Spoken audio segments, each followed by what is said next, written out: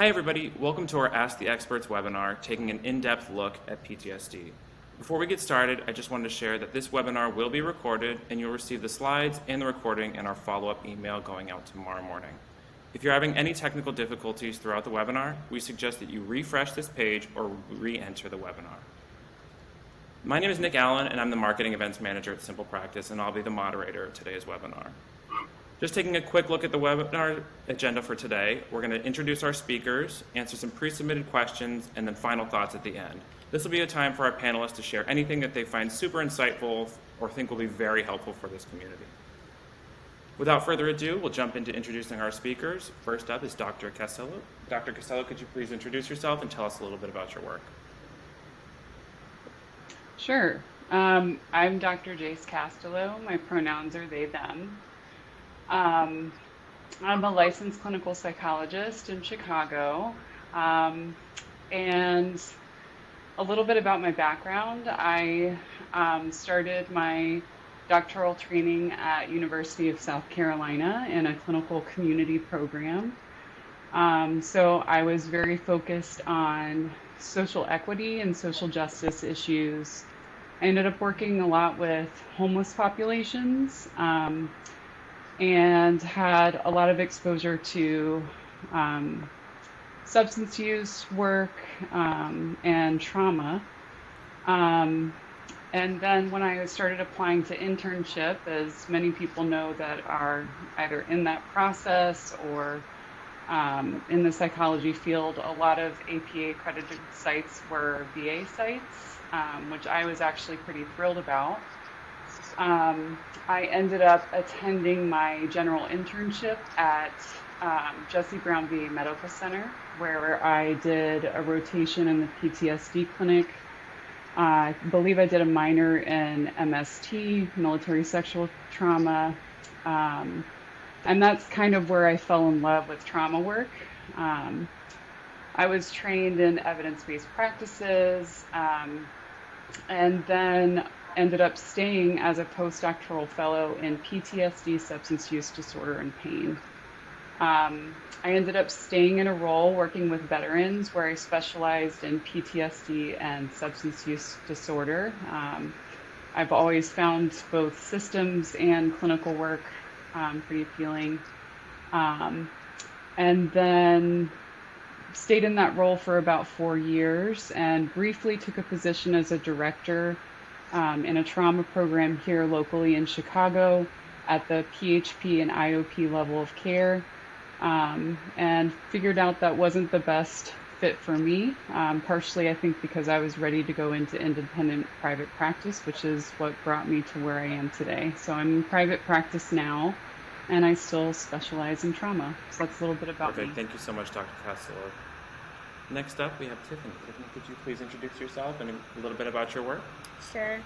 My name is Tiffany Toussaint, and my pronouns are she, her. I'm a licensed clinical social worker, and a little bit about my background. I attended Bethune-Cookman University, and I got my bachelor's degree in criminal justice, believe it or not. And then I went on to get my master's in social work from the University of Central Florida.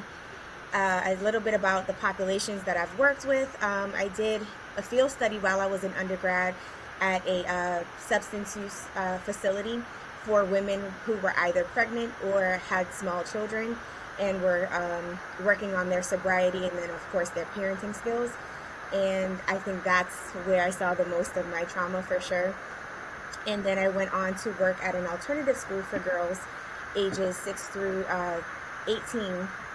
And just saw some issues there as well, and continue to develop my skills. And definitely trauma-informed care was really, really huge in that setting, and we implemented that as well.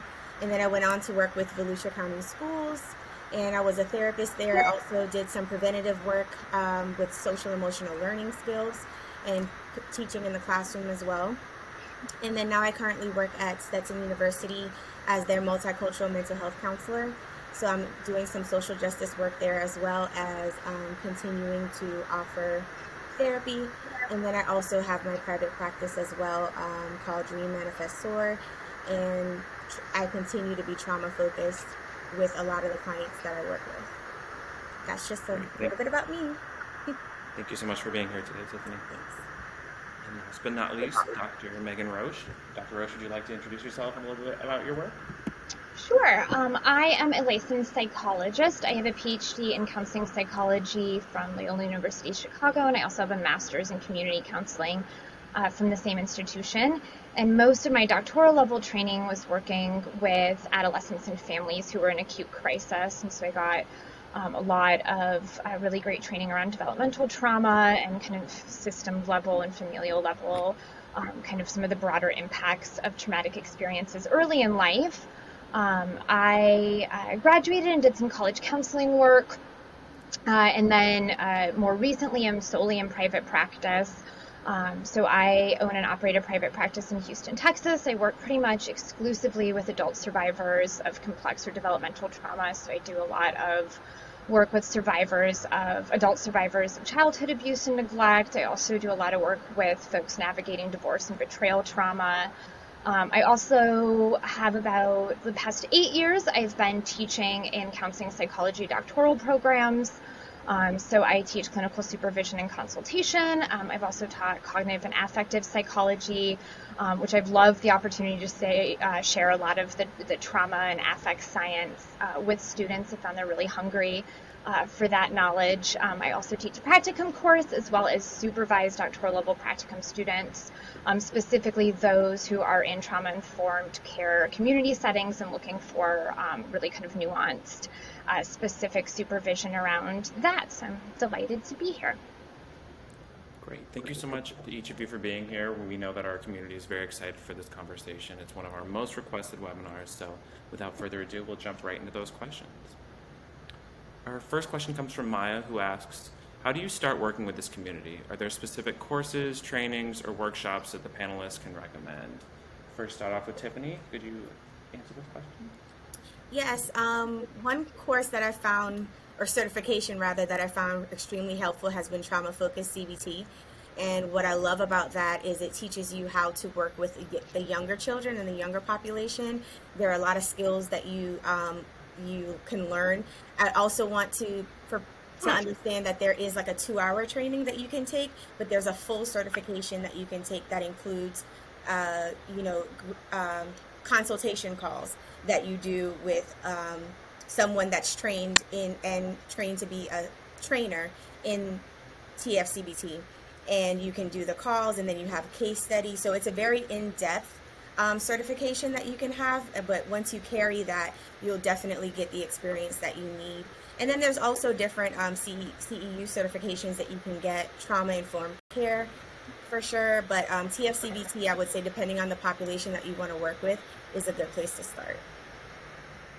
And Dr. Roche, would you like to answer this as well? I have a couple of thoughts. I think one is getting connected with local area level professional organizations. That can be a great way to find out about local trainings. A lot of organizations host webinars as well, and so those can be things that you can get on board with for free if you're starting to just kind of play with your content knowledge. Places like Evergreen and PESI have some really good introduction to trauma webinar series that you can kind of self-pace, like 6-episode content series, and then, as Tiffany was saying, all the way up to kind of some of your more standardized certification processes, which, if you're looking at investing several years in kind of a more narrow lane and really want to engage in your own therapy as part of getting certified, as well as the consultation process, can be a great way to go. I'm a big fan of Trauma-Informed ACT. Russ Harris has some great self-guided tools for clinicians, as well as a more formal certification process. And then once, if you choose to kind of dedicate to a lane, oftentimes those organizations will provide access to a lot of really great webinars, more distilled content series if you don't feel ready to invest in 3 or 4 year long certification process. And those can be great ways to dip your toes and kind of get your content knowledge up. Great, thank you both so much. The next question is, are there specific screening questions to identify somebody with possible PTSD? Dr. Costello, could you answer this one? Sure. There are absolutely some screeners that I think can be really helpful, and it kind of depends on what setting that you're in and what you're looking for. Some screeners that I think can be helpful for a setting where you might have a non-clinician doing the screening is the primary care PTSD screener. You can find this through the National Center for PTSD. And it just has some questions that can kind of prompt anyone that might be following up with the patient or client that might need to do a screening later to see whether you may or may not be looking at PTSD. What I typically administer when I'm seeing a patient, as I am sending all of my intake materials, my consenting to treatment, I send out the PCL5, the post-traumatic stress checklist for the DSM-5. And it's not diagnostic necessarily. It's a self-report measure. So that's what's really nice about it is you can send it off and the patient or client can fill it out on their own. And then you can look at their responses as well as the score and kind of get a sense of whether or not you might be looking at someone that's impacted by post-traumatic stress disorder, all the way to the CAPS-5. The CAPS-5 is a structured interview. It's sort of the gold standard for evaluating for PTSD.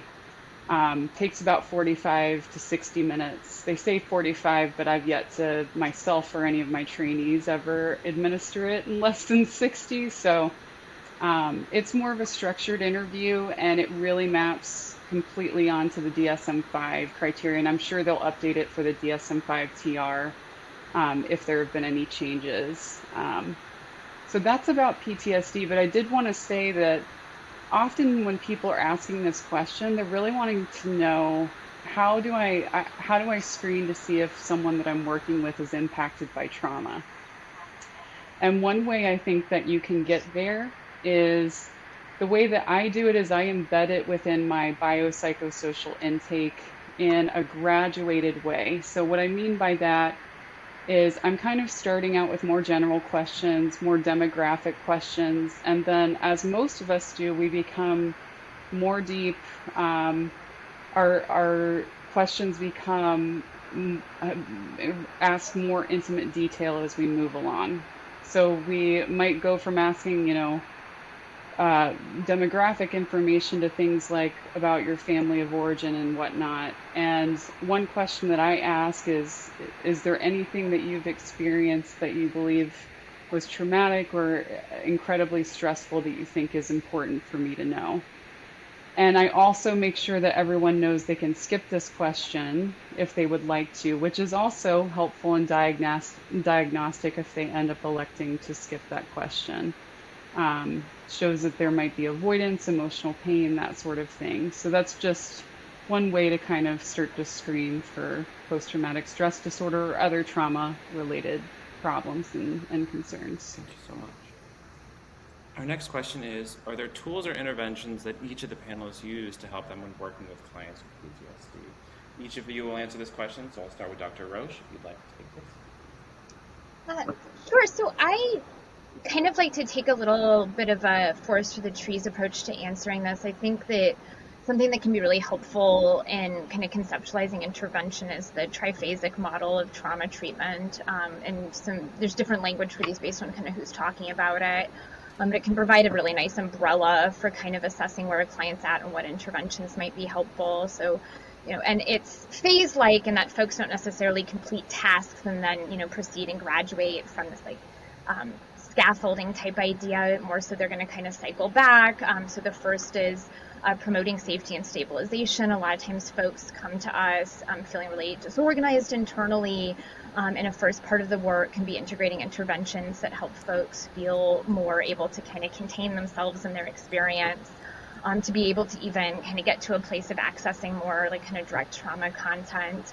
And intervention-wise, there's so much you can do with that, from trauma-informed mindfulness. There's kind of some asterisks there in terms of what's going to be helpful, to grounding interventions, to really just even being able to be in this space with you and stay present and engage in social connection, kind of thinking about like Dan Siegel's window tolerance and kind of what presence is needed there. To the second phase, which is working directly with trauma content, some of your exposure-formed interventions.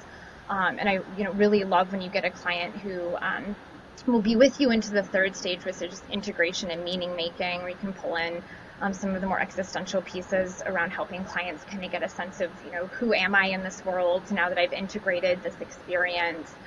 Who are other people to me? What does it mean to be part of a world where my experience is not only possible, but it happens?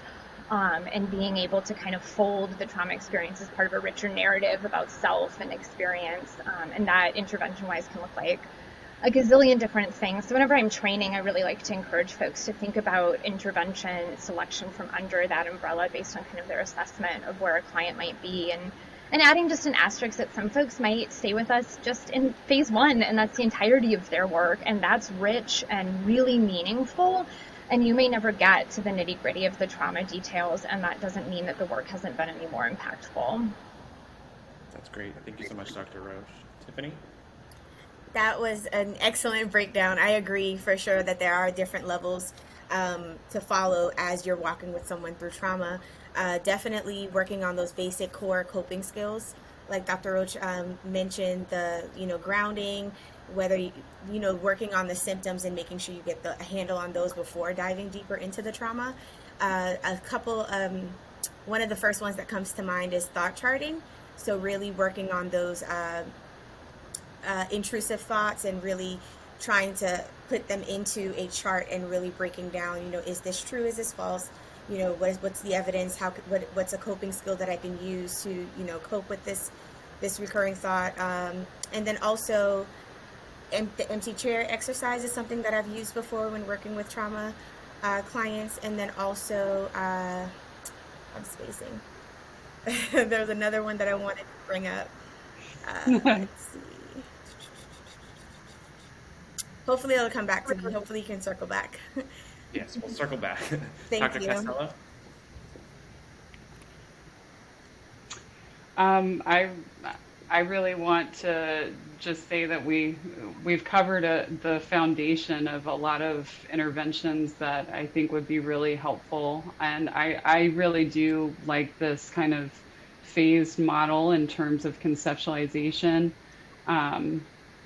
In terms of establishing a sense of safety before you are necessarily diving into the depths of someone's, usually the most painful experience they've ever had, or a range of experiences that they've had throughout a period of time, if we're talking about something like childhood sexual assault, something along those lines.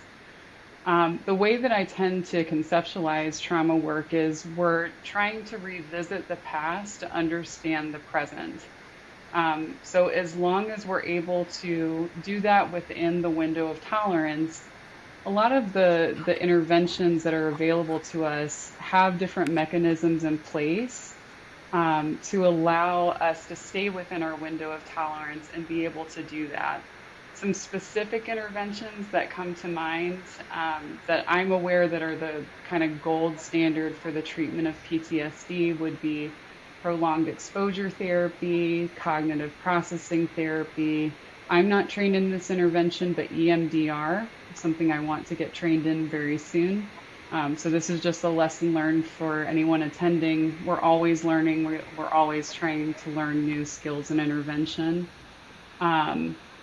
But these are interventions that allow us to go back into the past versus these more present-centered interventions. Some that I've used have been, these grounding strategies, skills training in affective and interpersonal regulation has been something I've tapped into to kind of establish that sense of safety within the self. But those are just a few that come to mind. And I think as long as we keep in mind, we're really trying to allow the person to visit this experience or set of experiences in order to break repeating that cycle throughout their present day. You kind of can't go wrong. Great. Thank you so much. And Nick, I did remember, if it's okay yes. if I jump in. So it was a trauma narrative, and that's something that I use all the time. And what I love about it is it allows the client to express and retell their story in whatever form they feel comfortable. So I've had clients who've used a comic book I've had clients who did like an interview format, or clients who did it like they were writing a book. So that's the tool that I wanted to remember. So thank you for allowing me to double back. Of course, if there's any time any of you would like to jump back in, we'd love to hear it. I think a quick thought too, Nick, just to kind of put a plug for some of the newer wave of body-based interventions, because a core part of trauma can be disembodiment, and so psychomotor therapy, somatic experiencing, both of which required quite a degree of training, but really, really fruitful kind of newer avenues to thinking about working with the felt experience of trauma. Thank you so much. Next question is, are there common pitfalls or areas of concern for clinicians to worry about when getting started? And then Tiffany, I'll have you start with this one. I would say vicarious trauma. So I always thinking about yourself.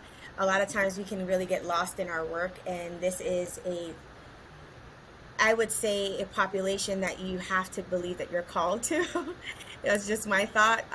But definitely making sure that you have an outlet, make sure you have your own therapist, make sure that you're being mindful of how much listening to someone's trauma is affecting you or impacting you, making sure that you've healed from your own trauma as well.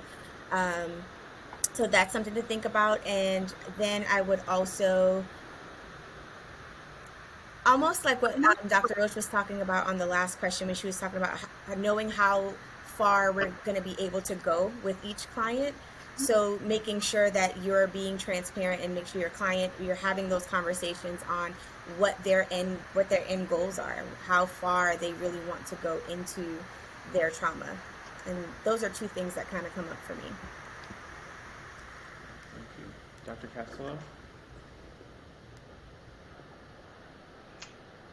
I think that is absolutely sound advice. I think one thing that I think I definitely have fallen into the trap of is when I've engaged in a thorough conceptualization and I happen to have found an intervention that I think is going to be a good fit.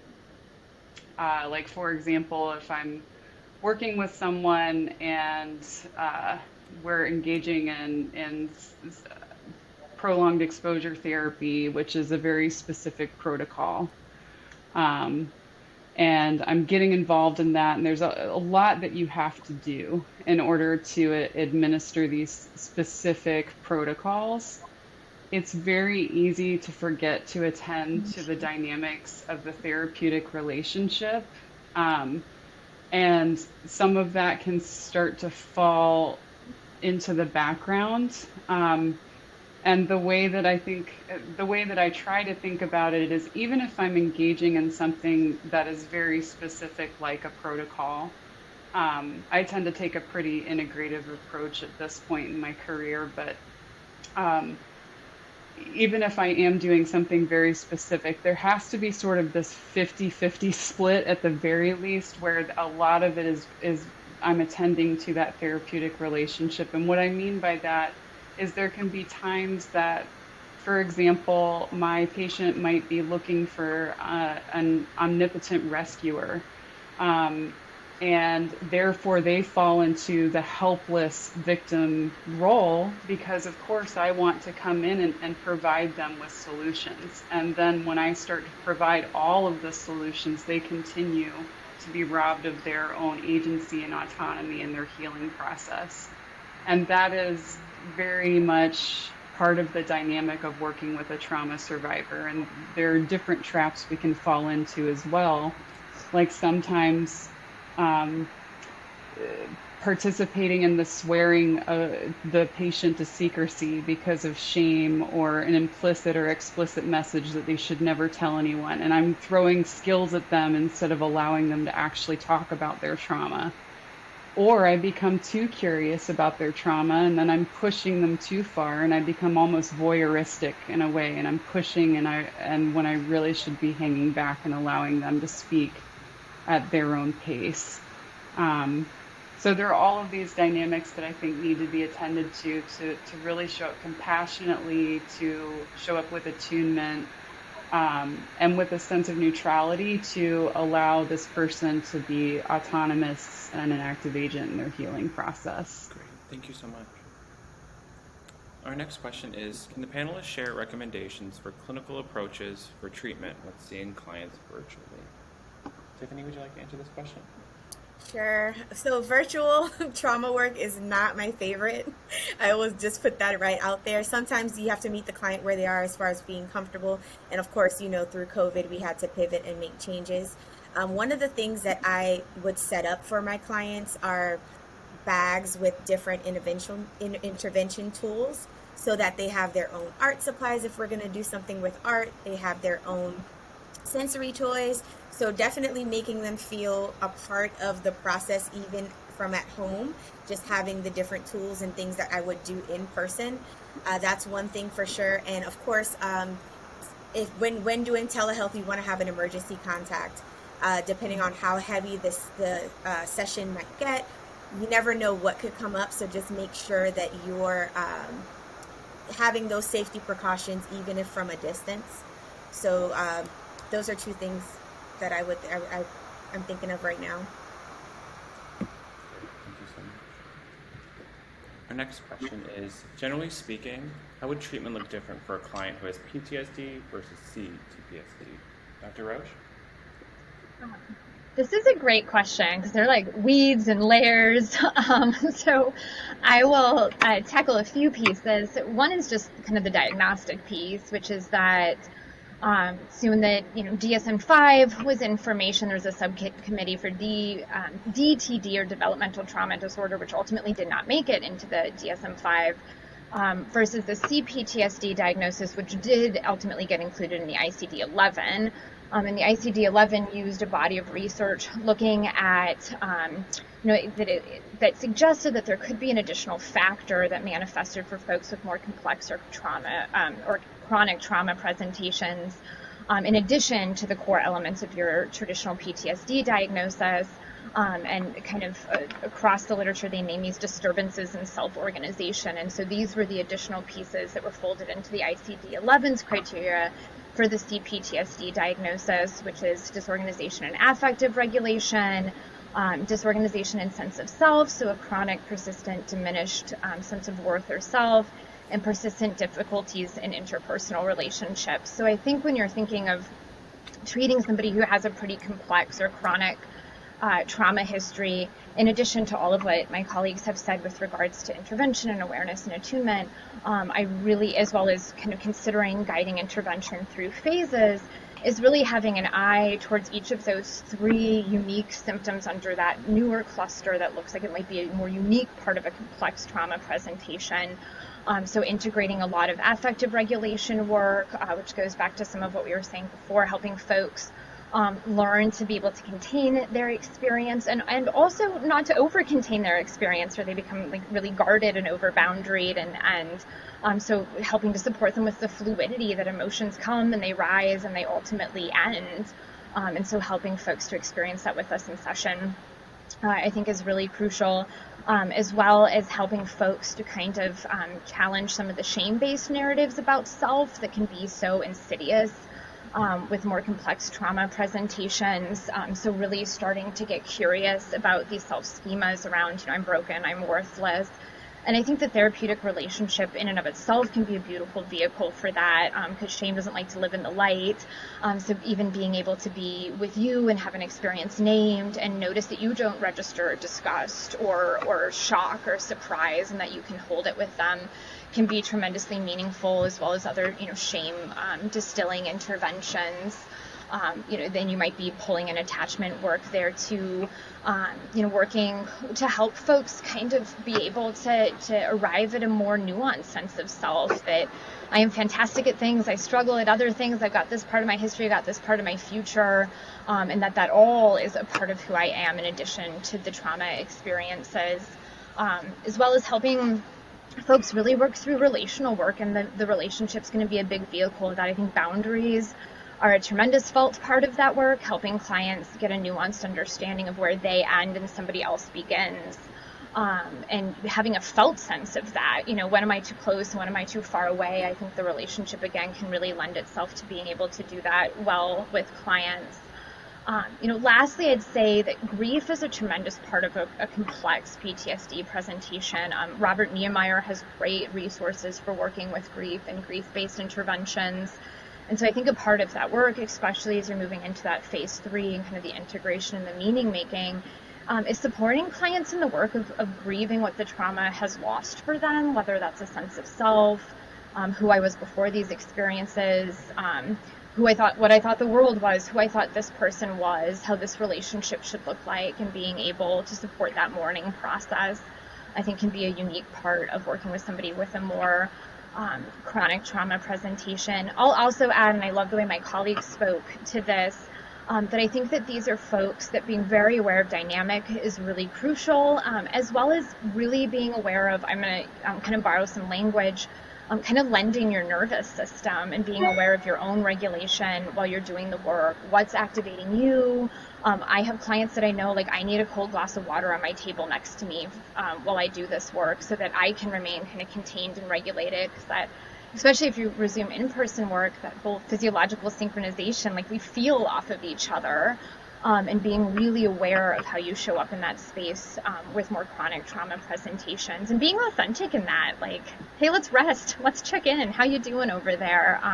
I tell all my trainees that your clients need to see the humanity in you to be able to see the humanity in them, and I think that's particularly crucial for folks, especially with interpersonal trauma histories, which is kind of folded under that CPTSD umbrella. And I could say so much more. However, I will hold off. Hopefully that's a good start. That was great. Thank you so much, Dr. Roche. We do have one more final question before we do final thoughts, and that'll open up the conversation to each of our panelists. But final question is, how do you discern between PTSD and DID, or do they sometimes just come hand in hand? Dr. Costello, would you like to take this one?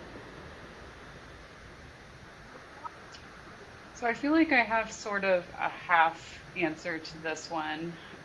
What I will say is that these are two very specific diagnoses.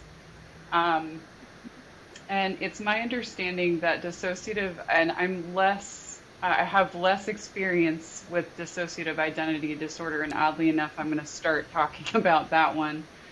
It's my understanding that dissociative identity disorder develops in response to a defense mechanism of retreating into dissociation and developing these alter egos where the person can basically contain pain, memories in all of these various alter egos. And that is my very limited understanding of that diagnosis. I have worked with people with dissociative identity disorder, but they were stabilized and had insight into their diagnosis by the time they had started working with me.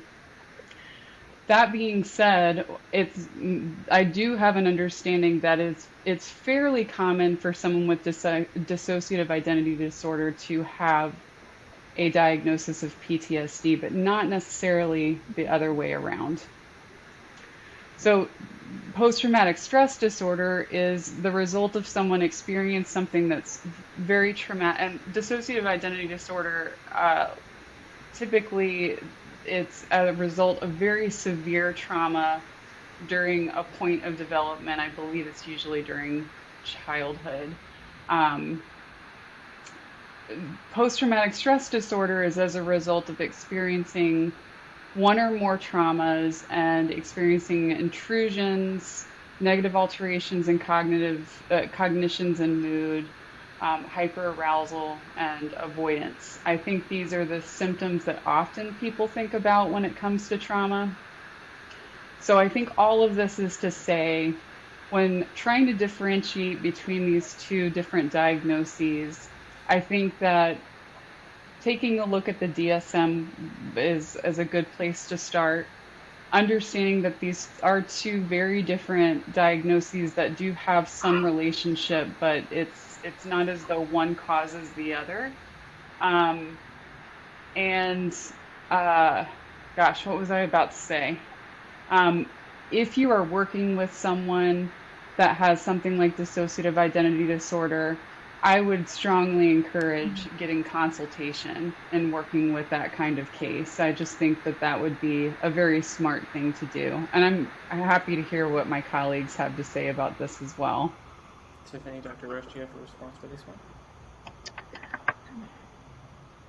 I guess really just to kind of second everything that you said, Jason, and that there's spectrums of dissociation, and so you may not necessarily work with somebody who meets full criteria for DID. However, you might be working with somebody who is really disembodied or really detached, who goes into a dissociative or a freeze response quite easily, and that doesn't necessarily mean that DID is an appropriate diagnosis. So I think also really learning and watching your client to have a good sense, and seeking tons of consultation if you're confused, if you need differential diagnostic input. And also, getting really knowledgeable about how to work with dissociation just as a pragmatic response to trauma. Like, it's super natural. If I can't handle this, I'm going to check out of this. And then there can be a huge shame bubble in the back end of coming back from that. So I think just in general, being able to hold working with clients who have any spectrum of that response, even if it doesn't fully land into kind of meeting a DID, because that can be a common way of managing trauma that you'll see in a client with PTSD or, kind of an unspecified trauma. Great, thank you so much.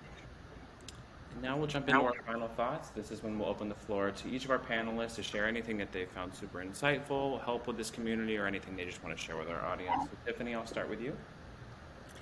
I was hoping I would have time to really think if I had anything else to say. Nothing that I haven't already said. Definitely just taking care of yourself as a clinician. I always say person first, clinician second. So just really making sure that you're doing what you need to do to take care of you, and then also continuing to stay current, just like what Jace said earlier. Don't be afraid to continue to learn and train and get certified. Like, I'm signed up for EMDR this summer, so just making sure that if this is the population that you want to work with, staying current and getting together with colleagues to discuss any issues that you're having, or getting consultation for clients that you are really struggling with. But I'm grateful that people are interested in working with people with trauma, because this population needs more clinicians for sure. There's a lot, and there doesn't seem to be a lot of us that are working with the trauma population. So, yeah. Thank you so much, Tiffany. Dr. Costello? I do think that it's important to highlight that working with trauma survivors, I think a lot of people know that this work can be taxing, but it is also incredibly rewarding and transformative.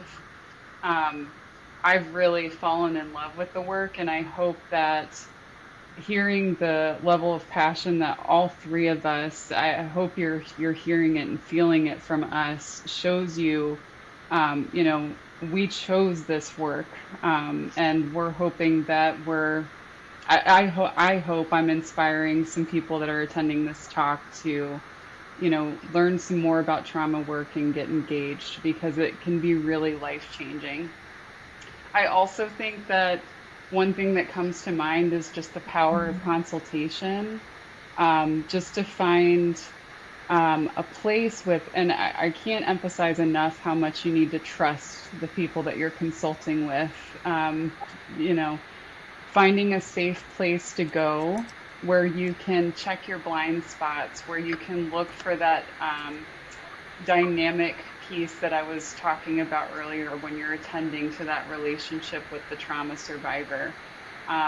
But this is incredible work. It's powerful work, and I hope that more people, join us. Thank you so much, Dr. Costello. And finally, Dr. Roche. I second everything that my colleagues have shared. This is the last plug for consult, and then consult some more. Consult with different folks, consult with people who are normally part of your group, consult with experts, reach out, make the investment to consult. I have been humbled many a time when I am part of a continuing education process, which I'm part of many, to be like, man, I'm teaching this thing and I'm struggling with this in this consultation capacity. So knowing that we're all very human and there's things that we don't see in the therapy space. And on that piece, I think just not being afraid to be you in the therapy room. I think trauma content can be heavy. It can take up a lot of the air. And also, like, at the end of the day, there's two humans in this space, and one's made an incredible risk of trust in you. And so I believe it's an honor to kind of reflect that back. And I've had clients at the end of our time together be like, the most memorable thing is when you told that story about stepping on your dog's tail and what you didn't know what to do about it. And I learned, and I'm sitting back being like, oh, well. And so, the power of social connection too, and healing trauma. Like, humans hurt humans and they heal humans. So I think that is a powerful thing to keep in mind when you're doing this work, especially if you get stuck and you don't know what to do and you can't think of the sophisticated intervention that somebody said. Like, come back to being human. And I think that's been some of the best guidance that I've gotten. Not to be scared of activation. Like, it's a part of this work. Things will get uncomfortable. You'll misstep. And that can be a beautiful opportunity to, be like, hey, thanks for letting me know that was too much. Like, there's been times in your life you haven't been able to do that. Like, rock on, and then, maybe just engage and come back to something else. And then I think Jace, what you had said about the passion of this work really resonated. It's amazing to see 3 folks who took up their time to share, and I think this speaks to kind of the love of doing this work. So I'm also hoping that some folks are going to feel that as they log off. Nick, I wanted to add one more thing that I feel like didn't come up in the questions, and just meeting the client where they are culturally.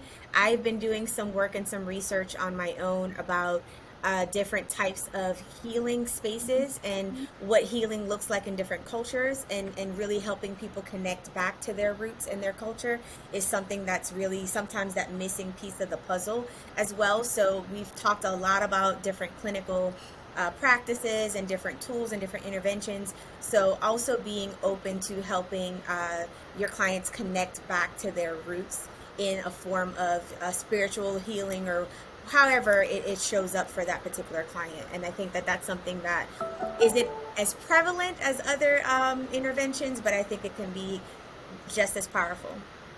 Definitely. That's a great point to add in, Tiffany. Thank you so much. And thank you to each of our panelists for being here. There was so much insightful content that I know our attendees are going to love. I just want to remind everybody that this webinar will be sent in a follow-up email going out tomorrow morning, so you'll have access to the slides and the video that was shared here. And I just want to thank each and every one of you for all the work you do every day. We'll see you again soon.